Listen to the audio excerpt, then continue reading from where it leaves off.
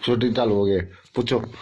अच्छा गुरु जी, आप ये बताइए, हम आपसे ये जानना चाहते हैं कि जैसे हमारे गांव में या हर किसी गांव में, उत्तराखंड के अंदर, हाँ, उत्तराखंड के अंदर भूमि के अंतर्गत विभिन्न गांवों में हर जगह होते हैं। हर जगह होती है पांडव नृत्य, ये होती जा रही है, इसका महत्व क्या है जी जरा बताइए गुरु जी।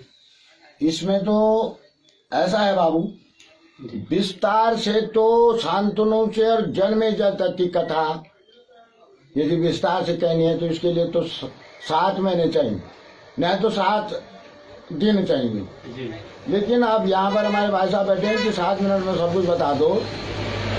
तो आप क्या जानना चाह रहे हैं? पांडव नृत्य इसलिए होता है, पांडव और कौरव ये एक ही बाप की संतान है, शुरू में एक बाप की संतान है।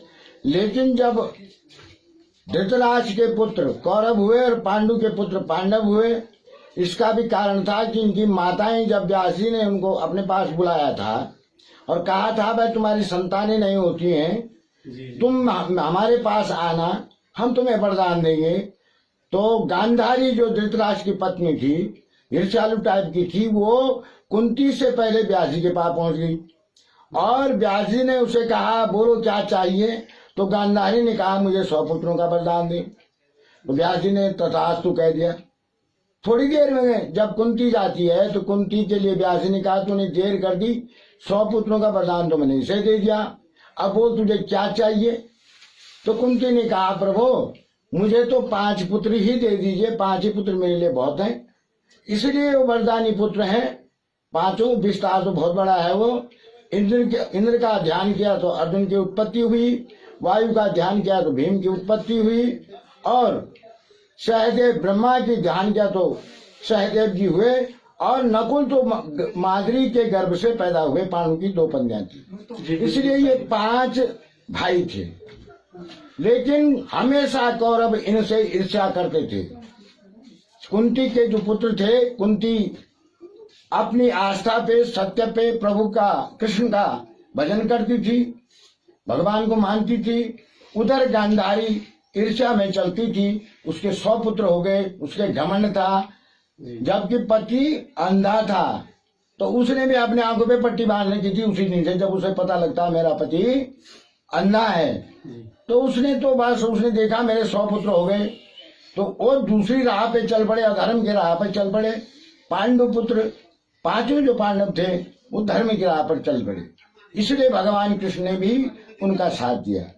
दूसरी चीज, जब आप पूछ रहे हैं कि ये नृत्य क्यों होता है, क्योंकि हमारे यहाँ भारत में एक कहावत है कि जो भी रण में मारा जाता है वो रणभूत के रूप में उसकी लालसा जो होती है पृथ्वी पर, अच्छा। उस लालसा को लेके जब जाता है तो तब जाके वो यहाँ उनका दोष होता है। एक प्रकार से हंता के रूप में उनको पूजा जाता है।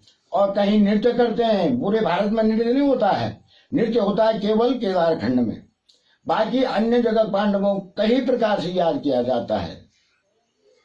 जी, जैसे अब ये भी बताओ कि जैसे यहाँ पांडवों का गांव में भ्रमण होता है, इस विषय पर भी थोड़ा हमको जानकारी। जी, अब आपने देखा जी कि पांडव गांव में भ्रमण कर रहे हैं।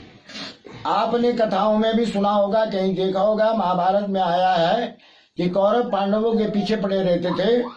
धृतराष्ट्र से सबसे बड़ा पुत्र दुर्योधन बड़ा उदंडी था, उसने मीटिंग बिठाई और अपने मामा शकुनी के साथ षड्यंत्र किया कि पांडवों को कैसे समाप्त किया जाए। तो उसने उसे ये राय दी कि इनके लिए अलग से एक भवन बनाया जाए, सुंदर भवन बनाया जाए, लेकिन वो लाख का हो, इनका निवास वहां कराया जाए और फिर बाहर से आग लगा दी जाए, पांडवों को वहीं समाप्त कर दिया जाए, तुम्हारे लिए निष्कंटक राज्य करने के लिए हस्तिनापुर में हो जाएगा। ये बात जो है दुर्योधन के मन में बैठी। देवताओं के मिस्त्री होते एक प्रकार से, विश्वकर्मा को बुलाकर लाखा भवन का निर्माण किया। लाख माने एक प्रकार की धातु होती है जिसमें आग जल्दी लगती है। उसका भवन का निर्माण कर पांडवों को कुंती सहित कहा गया कि तुम्हारे लिए हमने बहुत सुंदर भवन बना रखा है, तुम्हारा मन हस्तिनापुर में नहीं लगता है तुम उस भवन में चले जाओ, वहां रहो, हम तुम्हारी सेवा भी करेंगे, आते जाते रहेंगे, मिलते रहेंगे। लेकिन कुंती को ये पता नहीं था कि ये बहुत बड़ा षड्यंत्र है। केवल कृष्ण को इस बात का जब पता लगता है कि कौरवों के द्वारा पांडवों के लिए षड्यंत्र रचा गया, तो माया कर दी। कृष्ण ने भी ऐसी माया रची, जैसे कि कुंती के 5 पुत्र थे, वैसे ही एक माया वाली स्त्री को उस भवन में प्रवेश कराया, और उसके भी 5 पुत्र थे। जब कौरवों ने उस पर आग लगाई तो भगवान कृष्ण ने चूहे का रूप धारण करके, आपने देखा होगा ये नृत्य में भी तुम बोना था ब्याह पर से कि मुंह सुनिए, मुंह सुनिए, वो गुस्सा कौन है? वही भगवान ने चूहे का रूप धारण करके पांडवों को सुरंग निकाल करके उनको बाहर कर दिया। लेकिन जो उस स्त्री के साथ जो दूसरी माया वाली थी, उसके 5 पुत्र थे, वो जलकर भस्म हो जाते हैं। जब कौरव आते हैं और खुशी मनाते हैं, वो कहते हैं वो कुंती सहित 5 भाई मर गए, तो खुशियां मनाने शुरू कर देते हैं। तब कृष्ण ने पांडवों को कहा, खबरदार, आपको अपने आप को अज्ञात रखना, किसी को पता न चले पांडव जिंदा है। तो कुंती के साथ अपने 5 भाई जो हैं नगर नगर, जंगल जंगल कई वर्षों तक भ्रमण करते हैं। और कृष्ण का संकेत था, जब मैं तुम्हें मिलूंगा तब अपने आप आगे का रास्ता खुलेगा। तो कुछ दिन तक ऐसे भ्रमण करते रहे। तो ये जो आपने देखा होगा कि गांव गांव में जो जा रहे हैं, तो वो वही कारण, वो जो है ब्राह्मण के भेष में भिक्षाटन करके अपना पेट भरते हैं, माता का पेट भरते हैं। इस तरह की ये व्यवस्था बनती है। लेकिन ये सब कुछ करते करते जब काफी समय बीत जाता है, तो कृष्ण के संकेत से पांडव आगे बढ़ते हैं।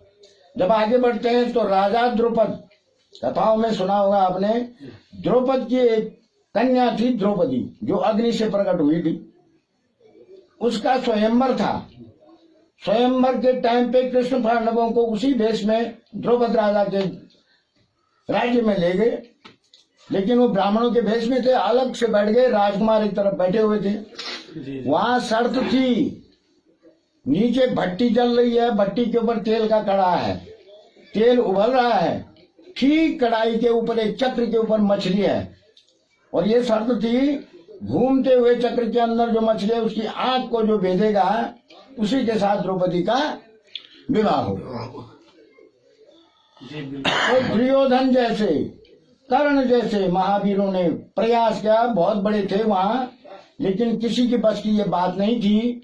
तो जब कृष्ण ने संकेत किया अर्जुन को, अर्जुन की बांह फड़क उठती है, और वो धनुष पे बाण चढ़ा करके उस छाया देखना था, तेल में चक्र घूम रहा है ऊपर और खोल रहा है तेल। लेकिन इतनी कठिन परिस्थिति में भी अर्जुन ने उस मच्छी का आंख भेद डाला। तो जय जयकार हो गई। द्रौपदी ने जो है माला डाल दी। जैसे ये पांडाल बोलते हैं, अब इस बार पांचाली के बारे में, हाँ, ये पांचाली क्यों कहा गया? हाँ, ये पांचाली, ये पांचाली जो बोलते हैं, थोड़ा इसके बारे में। हाँ, तो इस पे जो हुआ, जब 5 भाई एक साथ द्रौपदी को लेकर के माँ के पास जा रहे थे। अच्छा। माँ उस समय संध्या बंदन अपना कर रही थी, भक्ति कर रही थी कृष्ण की। तो उन्होंने आवाज लगाई कि माँ देखो हम क्या लाए। तो माँ के मुख से निकल पड़ा, 5 भाई भोगो। और माँ ने तो ये सोचा कोई खाने वाली चीज है कि भाई 5 भाई बांट के खा लो, लेकिन भोगो कह दिया। ये वचन उस समय के थे, द्वापर की बात है, द्वापर में जो भी वचन छूटते थे वो सत्य होते थे और सत्य करना पड़ता था। इसलिए 5 भाइयों की पत्नी द्रौपदी कहाई, इसलिए उसका नाम पांचाली पड़ा। अच्छा। जैसे गुरु जी ये पांडाल, अंत में पूछना, हाँ, पांडाल का ये क्या महत्व? ये तो इसका यही अर्थ है, पांडु रोगी थे। वो जब उनकी मृत्यु हो जाती है, मैं उधर नहीं जाता हूँ, बहुत बड़ी कथा है, लेकिन जब उनकी मृत्यु हो जाती है उसके तत्पश्चात तुरंत महाभारत का युद्ध शुरू होता है। पांडव जगह जगह पहले ही परेशान थे, और जब महाभारत हो जाता है, पांडु को मरे हुए 12 साल हो जाते हैं। उसका श्राद्ध सपिंडी जैसे कि करते हैं लोग, वो कुछ नहीं हो पाया था। इसलिए जब सब कुछ संपन्न हो गया, राजा युधिष्ठिर, धर्मराज युधिष्ठिर गद्दी पे बैठ गए, तो माँ कुंती बोलती है कि बेटा तुमने आज तक तो सब कुछ सहा, अब सब कुछ ठीक हो गया, तुम अंत में ये तो कर दो कि मेरे सपने में जो है पांडु राजा आ रहे हैं और भूख भूख बोलते हैं, इसलिए उनका श्राद्ध करना अति आवश्यक है। तो श्राद्ध की सामग्री क्या चाहिए? पहिया की पाती, गेंडे की खाल, जवाड़ी का जौ, तिलवाड़ी का तिल और माटी आदि, ये चीजें जो कुंती माता ने कहा, तो ये सारा चीज एकत्रित करने के लिए, या आपने देखा होगा जो नृत्य के अंदर का गहना भी मारा जाता है, पहिया पाती भी आती है, जौ भी बोए जाते हैं। तो उस समय क्या होता था कि ब्योलबुत धान, हमारे गढ़वाल में बोल रहे हैं ब्योलबुत धान, शाम को वो सवेरे तैयार, तो ऐसे जौ भी शाम को वो सवेरे तैयार। तो ये व्यवस्था दिखाई गई है वहां पर भी। ये सब श्राद्ध के लिए किया जाता है। तत्पश्चात पांडु का श्राद्ध नकुल के द्वारा, क्योंकि पुत्र अपने अंश से, उनका नकुल ही पुत्र था और सब वरदानी देवताओं के वरदान से पैदा थे, तो नकुल के हाथों से आपने देखा होगा कि पिंडदान वहां पर किया गया है। अंत में सारे पांडव और राजा धर्मराज युधिष्ठिर अपने पोते, किसको, अभिमन्यु का पुत्र है परीक्षित, परीक्षित को राज सौंप करके अपने आप वो, क्योंकि उन्होंने गोथ हत्या की थी, कौरव भी तो उनके भाई थे,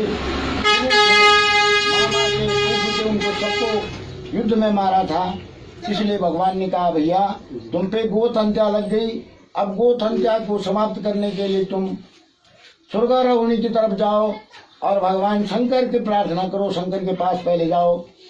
तो जब पांडव शंकर जी के पास कैलाश जाते हैं तो शंकर भगवान भी दुगली नीति अपनाते हैं, कहते भैया ये तो पापी है, इनके मुख नहीं लगना है, इनको तो मुँह दिखाया ही नहीं है। तो जब कैलाश से चल पड़े तो तुमने देखा होगा रुद्रप्रयाग के पास सिर को क्या कहते हैं, ये शिवालय है, जो शिवालय है कोटेश्वर, कोटेश्वर में बेला खुरड़ भी कहा जाता है ऊपर, वहां पर भगवान शंकर ने भैंसे का रूप धारण किया, बेला, बेला मानी भैंसा, वहां से छलांग मारी, नदी को पार करके बाहर आए कोटेश्वर भगवान के यहाँ पर, और वहां से पांडव भी पीछे पीछे चलते गए। अंत में रास्ते में कई स्थान है, बहुत लंबा हो जाएगा, इसलिए इस अंत में वो भैंसे के रूप में भगवान शंकर केदारपुरी में पहुंचते हैं, और वहां पर जो है शेमार जैसी जगह थी, वहां पर वो डूब जाते हैं। सिर उनका पशुपतिनाथ जहाँ आज है नेपाल चला जाता है, अपना पिछला हिस्सा उनका वहीं पर स्थापित होता है। देववाणी होती है कि पांडव हो, तुम्हारा पाप समाप्त हो गया, अब तुम यहाँ पर मेरे इस लिंग की स्थापना करके, मंदिर की स्थापना करके अपने स्वर्गारोहणी की तरफ प्रस्थान करो। हनुमान जी का क्या था गुरु जी उसमें, बजरंगबली का? हनुमान जी दूसरी तरफ है, वो तो बीच में आ गई कथा। अगर हनुमान जी की बात बताऊं तो ये तो स्वर्गारोहणी की बात हो गई, वहां से चले जाते हैं। ठीक है। अब जब आपने क्वेश्चन किया है कि हनुमान जी भी त्रिकालदर्शी हैं, वो आज भी जिंदा है कलयुग में। तो त्रेता में तो राम के दूत कहा है, और द्वापर में भी वो जिंदा थे, वो आए हैं, वो कहीं जंगल में बैठे हुए थे, तो अर्जुन को थोड़ा घमंड हो गया था, मेरे बराबर धनुर्धारी कोई नहीं है। उसके बाद इतनी शक्तियां थी, कई प्रकार की शक्तियां थी, तो घमंड था। हनुमान जी जब रास्ते में बैठे हुए थे, उन्होंने अपनी पूंछ को लंबा कर दिया, तो अर्जुन ने कहा भैया जरा कौन हो तुम, पीछे हट जाओ, जरा मेरे को जाने दो। तो हनुमान जी ने कहा भैया तुम कौन हो, पीछे मैं कैसे हटूं, क्या हटूं, इतनी ताकत है तुम में, तो तुम्हें उठा के मेरे को अलग रख दो। उठाने का प्रयास किया, नहीं उठ पाए, तब भी अर्जुन घमंड में था। उसने कहा तो देखो क्या करतूत करके दिखाओ, तो क्या हो तुम। तो अर्जुन ने जो है बाण एक छोड़ा, जमुना में पुल बन गया, बाणों से पुल बन गया। अर्जुन ने कहा कि ये पुल जो है इसको कोई नहीं तोड़ सकता है, इसमें हजारों की संख्या में आदमी जाएंगे, कुछ नहीं होगा इसको। हनुमान जी ने कहा अच्छा ऐसा है। हनुमान जी ने जैसे एक पांव रखा, वो पुल ध्वस्त हो गया। तो भगवान अर्जुन को लज्जित देख करके भगवान को दया आ गई, राम अवतार में भी थे, अब यहाँ कृष्ण है, लेकिन राम अवतार में तो हनुमान जी का तो अब वो हो गया, वर्षों से बन गया, लेकिन जो दूसरा मित्र है वो कमजोर हो गया। इसलिए कृष्ण भगवान दूसरे रूप में आए। उन्होंने कहा भैया कर क्या रहे हो, दूसरा पुल बनाओ। अर्जुन ने फिर बाण मारा, पुल तैयार हो गया। और वो जो दूसरा व्यक्ति आया था, दूसरा माने भगवान थे, उन्होंने कच्छप रूप धारण करके उस पुल के नीचे बैठ गए। जब हनुमान जी उसमें आर पार जा रहे थे तो पुल नहीं टूटा। क्यों? क्योंकि वो पुल भगवान की पीठ पे था। लेकिन जब चलते चलते भगवान की पीठ पे, वो कच्छप की पीठ पे खरोंचे आई, खून बहने लगा, तो अचानक जो है अर्जुन ने कहा ये क्या हो गया। हनुमान जी ने भी कहा ये क्या हो रहा है। तो देखा तो वहां से भगवान नारायण उठ रहे हैं। हनुमान जी घुसे जब वहां, देखा तो प्रभु की कमर में जो है सारा कुछ हो रहा है। तो दोनों ने जो है भगवान से माफी मांगी, दोनों भगवान के भक्त थे, तो दोनों की संख्याएं समाप्त होती हैं वहां पर। और तब से हनुमान ने कहा था मैं अर्जुन तेरी ध्वजा पे रहूंगा। तो इसलिए तब से हनुमान जी भी जो है पांडवों के साथ। धन्यवाद इस चीज के लिए, इतना में आपने हमें विस्तार से बताया है, इसके लिए हमें धन्यवाद। जानकारी उपलब्ध कराई है। तो आपका बहुत बहुत धन्यवाद गुरु जी, बहुत बहुत धन्यवाद। धन्यवाद। जानकारी बखान जान